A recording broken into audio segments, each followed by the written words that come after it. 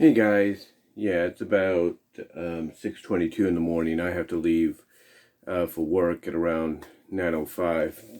Get a 10-minute head start or 13-minute head start till my bus arrives.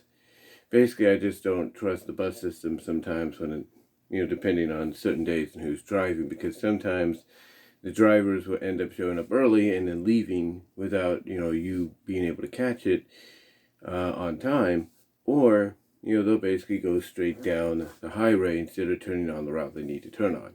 Thankfully, that's not happened, but we did have one person yesterday that kind of knew where he was going, but there were certain sections of Newman he didn't, like certain stops, especially at night. But that's not what I'm here to talk about, though. I'm not here to talk about that. What I'm here to talk about is something that's kind of in the news, or been in the news over the past several days. We all know that with the 2024 election, beginning, pretty much its start, at the end of this year and throughout next year and into 2024, we know that there's going to probably be a lot of competition for the presidential side of things and the vice presidential side of things, along with certain seats in the Senate, in the House, in Washington, D.C., if not statewide, that are going to be on the line. I mean, there are some that are notably on the line right now as we speak here in 2022, but as we go throughout 2023 and into 2024, that's when a lot more is going to be at stake, more so than it is now. But speaking of the 2024 election, there is speculation, if not pretty much nearly confirmed speculation, that the former president, I should say, Donald Trump himself, DT, if you will, is going to run once again. That's right. There is speculation, very strong speculation, and almost confirmation that he's going to announce his candidacy, a lot earlier than expected. I mean, the fact that he won a straw vote in Texas recently over someone like DeSantis from Florida, to possibly give us an idea of who would get the nomination, yeah, that is saying a lot. That does say a lot, even if it's kind of not a very serious voting, I guess you could say, event. Not saying it isn't, but basically something that's like a practice run to kind of give us an idea of what potentially could happen legitimately. It's no surprise, I don't think, to anybody that the moment momentum gets behind a very popular candidate for the Republican Party to run for president, or even the Grass Party or the Independent Party or whatever you want to call it, whenever that person gets a lot of momentum behind them, the Democratic Party or some another party, whatever, mostly Democratic, will do everything in their power to try to silence that person or try to prevent that person from getting a foothold. And Donald Trump, like I said, is one of those people right now that seems more so than ever on the verge of announcing his candidacy to try to get elected back into office. And the last thing the Democrats want, mostly those that have pretty much had, the spotlight on them, if you know, that spotlight that nobody wants on them when they get interrogated by cops or investigators. Democrats have had, that spotlight on them for quite some time. As of late, that they do not want to chance the fact that if Donald Trump gets back into office, that they're going to probably have no choice but to confess over some of the wrongdoings they've done. It's one of those kind of situations. But with what's happened recently in Mar-a-Lago, if you will, when the FBI raided his home, and he gave him the okay. He said, look, I'll cooperate. You can go search my house and everything, and you won't find anything that will tie all this evidence and stuff against me that the Democrats say is there. And this here is just another example, like I said, of the Democrats being kind of in a situation to where you have this popular, if not pretty much nearly confirmed candidate for the Republican Party for president in 2024, it shows you how desperate they are for the fact that they realize there was all the, I guess you could say, controversy that has followed them, from the hiking of prices like gas and food and all that, to housing and everything. They know that if someone like Trump gets, that big nod, makes that confirmation, gets that nod, if you will, to be the sole candidate, to be the primary candidate, I should say, for the Republican Party, they know there's no chance whatsoever that Joe Biden's going to be able to get in. There's no chance Kamala Harris is going to be able to step in. They know pretty much that they're done. They know and believe that after 2024, there's a good chance Trump's going to be back in, and he's going to just, continue where he left off. He's just going to resume where he left off. And he'll probably do it more so than last time. He'll be more aggressive about it. I mean, I would not be surprised if someone like Trump during his campaign, or even after the possibility, not saying it's going to happen, but the possibility of him getting elected again, I would not be surprised if Trump, and I parody this with all due respect, comes out and calls out the people he feels was responsible for all this commotion in the first place. Not those that thought they were doing the right thing for him on January 6th, no. But basically call out, and again, I say this, and I do this parody and all that with all due respect, no offense, but I would not be surprised if he goes out and says, the real people to blame for all this crap going on is the women. The women are the reason this happened because they are upset at the fact that I said things that I already apologized for. And that's about it. Even if he comes out and apologizes after that once again for what he said, I would not be surprised if he acknowledges that there are certain women, not all women, but certain women out there that still hold what he said about women, against him so badly that they're willing to rig an election. They're willing to dig into anything out there to try to get him away from office, to try to get him away from being president. Because they can't accept that he's the kind of president that, yes, he will listen.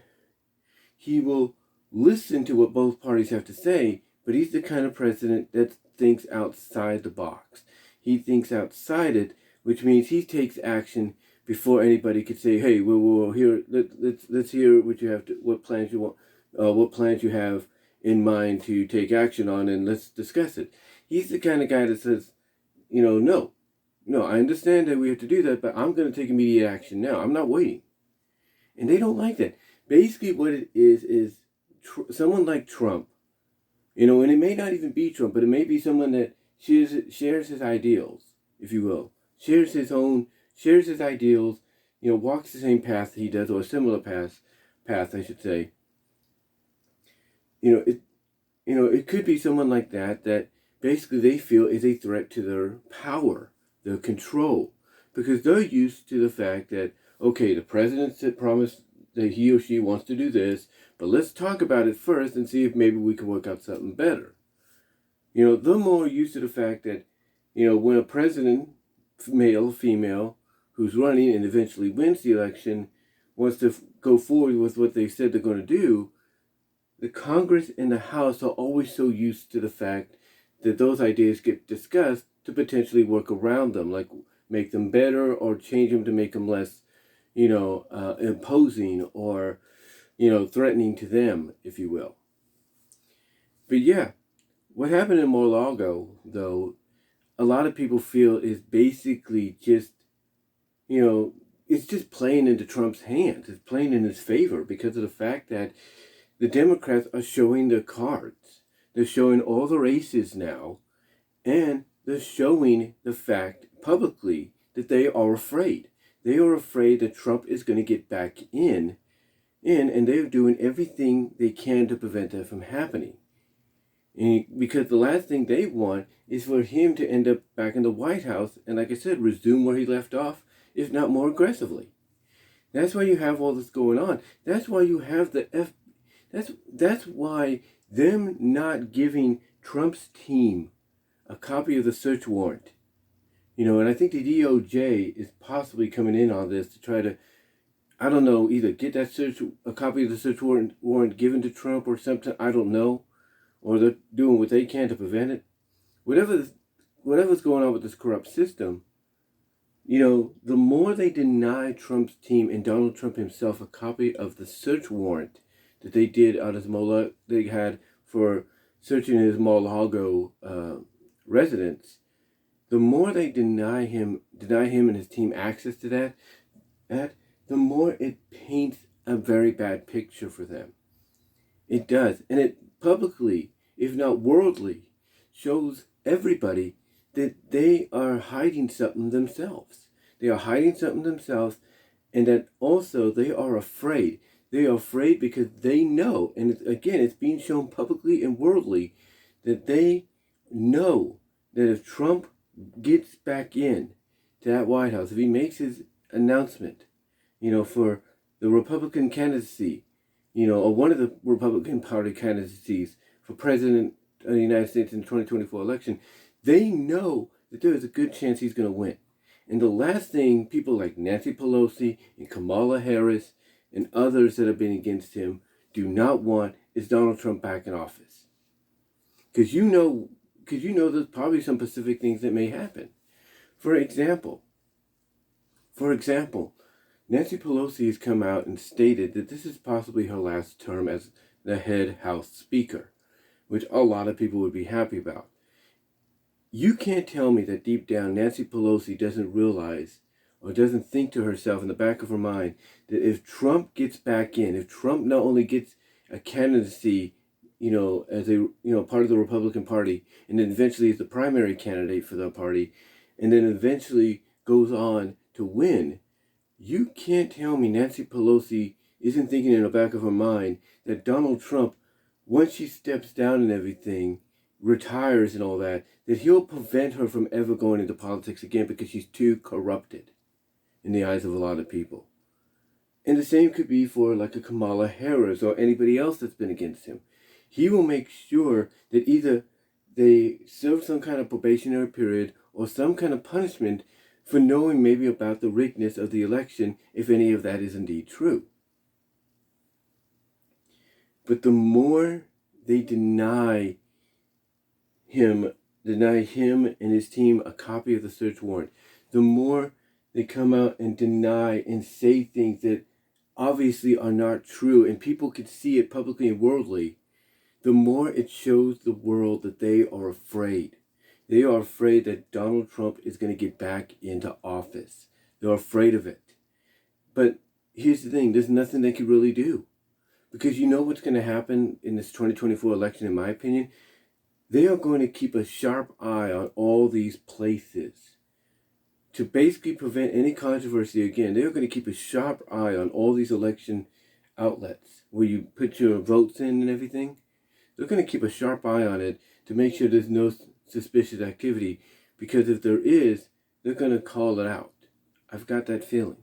They're going to call it out and show the world that what happened in 2020, is happening is trying to happen once again in 2024, but it's not being as successful.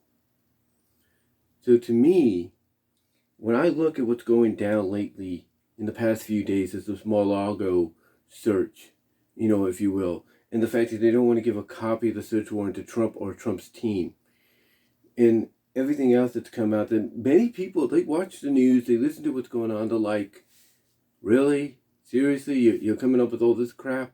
And then these January 6 hearings, of course, the fact that you have all these witnesses coming up and basically, and a lot of people have come out and said it, flabbergasting, exaggerating stuff, that happened on that day. People are not crazy.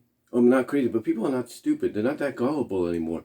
They see what's happening, and they're like, in a lot of people's minds, whether they're Democrats, Republicans, Independent, whatever, they all look at this and they're like, man, this Democratic Party is so desperate to keep Trump out of office or to prevent him from running for president, that they're willing to, say anything or do anything to make sure it doesn't happen or become a reality. And yet, there's a good chance it's going to be. And that's something they have to deal with. That is something they have to deal with, whether they like it or not. In fact, I think Fox News, the five, if you will, on Fox News, said it best in on the clip of in a 15-minute clip from one of their recent episodes. They said basically, you're pushing his buttons to the point that he's going to make this announcement even more confirmed, even more official, and a lot sooner. And that's the last thing the Democrats want. So if I'm the Democrats, if I'm the FBI, if I'm the DOJ, I give him a copy of that search warrant. I come out and I say, look, we didn't find anything. There was nothing of substantial evidence that ties anything that happened on January 6th to him. So if they want to save face in any kind of way, that's probably the best solution to do so. To just give him a search warrant and admit you didn't find nothing. But yeah, they are playing into his favor. Their actions, publicly and worldly, as of late, are playing into Trump's favor. And that's one thing they got to acknowledge is going to screw them in the end if they're not careful. And it probably will. But let me know what your guys' thoughts are. What are your thoughts on this whole situation with Trump, the Mar-a-Lago, search situation and not giving him a copy of the search warrant? Do you think the Democrats, that most Democrats and some Republicans, as a matter of fact, along with some independents and grass representatives, do you think they'll be getting desperate because they know there's a good, strong chance he can get back in? What are your thoughts? Comment below, live chat during the premiere, like the video. Super chats and super stickers are open during the live chat of the premiere. Super thanks afterwards. Also check me out at BW Roses Discussions, all your favorite audio podcast locations except for Pandora. Also check me out at patreon.com/BW Roses with a $1, $3 tier. Also check me out at VENMO for content you can't get anywhere else at BW Roses. Support me at Venmo at Brian-Warmer-2 and at Cash App at BW Roses 98. And check out the Teespring store as well. But until next time, guys, let me know what your thoughts are about this whole situation, and I am out.